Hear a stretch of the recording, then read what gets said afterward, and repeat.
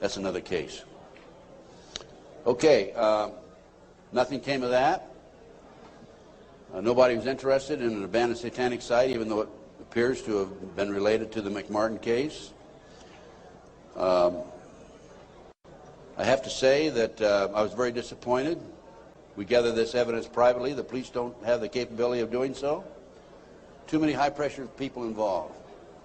Too many prominent individuals involved. So that's just an overview of the McMartin case, folks. No question in my mind that it was a satanic operation. And Dr. Roland Summit, UCLA psychiatrist, says, who's done a lot of research in this field also, that there are 50 other preschools in the country where the kids have talked about going down into tunnels. Now, this is another case that I worked out of Philadelphia, similar case to Linda's. And this is the Lou Bear case. Lou called me back in, I guess, the late 80s. And he said that he had gone underground with his children. The great FBI came in with their SWAT team, as they did with Linda, raided his house, grabbed him, put him in jail, took the children, turned them over to his ex-wife, whose boyfriend, according to the children, was sexually molesting them. And Lou said, "What can I do, and how can you help me?" So I was willing to go back and testify for Lou. And one of the matters that I was going to testify about were the drawings by the kids. And it's not a funny thing, but it's an established fact that children who have been sexually molested for some reason or other, when they're, 2, 3, 4, 5, 6, 8, 10 years old, whatever, will invariably draw pictures of their activity, of their exposure to these nefarious matters. Invariably they do that. Now, when I was that age, I was drawing cars and airplanes, and the girls were drawing flowers, right?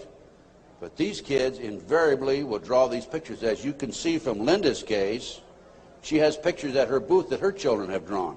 Now, I was going to go back and testify for Lou, and I was going to say that based upon my reviewing the pictures drawn by the children, they've been exposed to a satanic activity. This is the most telltale of all the pictures. I'm going to show you a series of them. This is a totem pole with a goat's head at the top. Children at the various highest level. I understand, again, I say I understand because I'm not sure, because there's so much secrecy involved in the satanic movement. 8, 10 layers of classes of people within themselves, like the dabblers on up to the very highest level. But from my sources and my informants, I've been told that the various highest level of Satanism, you will have the totem pole, which is usually 3 to 6 feet tall, made out of wood, with the goat head at the top. So I was going to testify that based on my experience, that these children were exposed to the highest level of Satanism mainly because of this drawing right here, the goat hole, the totem pole with the goat's head. The judge would not allow me on the witness stand. I flew all the way to Philadelphia from Los Angeles, wouldn't allow me to testify. These are some of the other drawings. This is a body on a slab, undoubtedly an altar where they sacrificing blood, the genitals. And let me mention this also. Children who have never been sexually molested in a recent study, not a recent study, a study back about 7 or 8 years ago, children who have never been sexually molested do not draw the genitals. Children who have been sexually molested, a high percentage of them draw the genitals, and so children who have been ritualistically sexually molested, higher percentage will draw the genitals.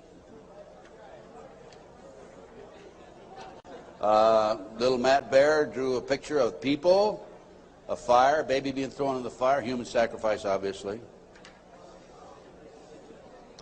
An altar, bone, liver, blood, kitty.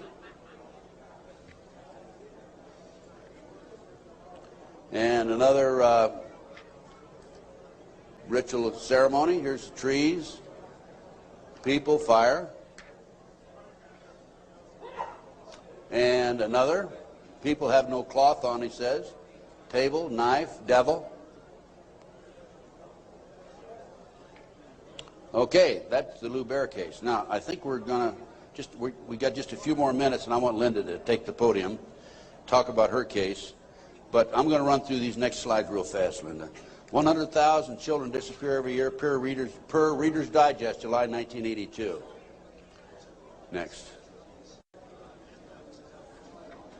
This is the official U.S. Customs report that establishes the great CIA, under the name Finders, a covert operation, is involved in the international trafficking of children. It's about 9 or 10 pages long. We'll just flip through the pages. If you want to take a look at this report, go to my table and take a look at it. And if you want, please buy it. It's $10. Make copies. Get it out to your friends. Okay, keep going. Just do it real quick. Keep going. Go to the last page. Just flip them and then just go to the last page. That's how long it is. Keep going. And some more. That's it. Okay. The way this case came about is a group of children were seen in a park in Tallahassee, Florida in 1987. The police were called. The men were well dressed. They had a van. Police came out, talked to the kids. The kids said they were en route to Mexico to a smart school. And the police traced that van back up to the Finders in Washington, D.C. They raided, the Metropolitan Police Department raided the Finders headquarters and also a warehouse. And they found all this paraphernalia. They found information about international trafficking of kids all over the world. The Finder, based on my research subsequent to that, again, CIA covert operation. The customs agent was called into it because of the possibility of pornography, and I guarantee that there was pornography involved. Guarantee, okay? Now, this report, this was his report. Again, this is available, Missing Children, $10 at my booth. This report is the final interview by the customs agent when he attempted to go over and get more information than he'd already developed. Okay, let's just go over this. Leave it there, leave it there. Yeah, leave it there. Okay. April 2, I arrived at the Metropolitan Police Department at approximately 9 a.m. Detective Bradley was not available. He was the detective who was supposed to help him. I spoke to a third party who was willing to discuss the case with me on a strictly off-the-record basis. I was advised that all the passport data had been turned over to the State Department for their investigation. They found passports in the van. The State Department, in turn, advised the Metropolitan Police that all travel and use of the passports by the holders of the passports was within the law and no action would be taken.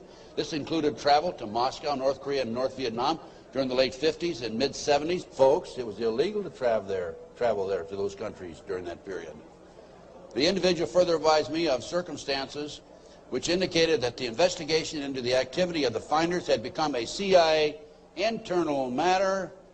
The Metropolitan Police report had been classified secret and was not available for review. I was advised that the FBI had withdrawn from the investigation several weeks prior, and that the FBI Foreign Counterintelligence Division, that's FBI headquarters, by the way, had directed the Metropolitan Police Department not to advise the FBI Washington field office, that's the field office, of anything that had transpired. No further information will be available. No further action will be taken. No action will be taken. The case was closed, and here we have a CIA internal matter. The Finders group, the Finders case organization, was founded by a CIA agent back in the early 60s, and here we are, 1987, still operating. I have the man's name. I have all the information on it. A real quick overview: CIA experiments with mind control on children, MK Ultra. This is an outstanding article. It's available in that same report. Just flip the pages. Keep going. Okay, folks, I'm going to turn the podium over to Linda Wiegand. We have about another 15-20 minutes, I believe. And Linda's going to talk about her case. This is one of the most classic examples of corruption I have ever seen.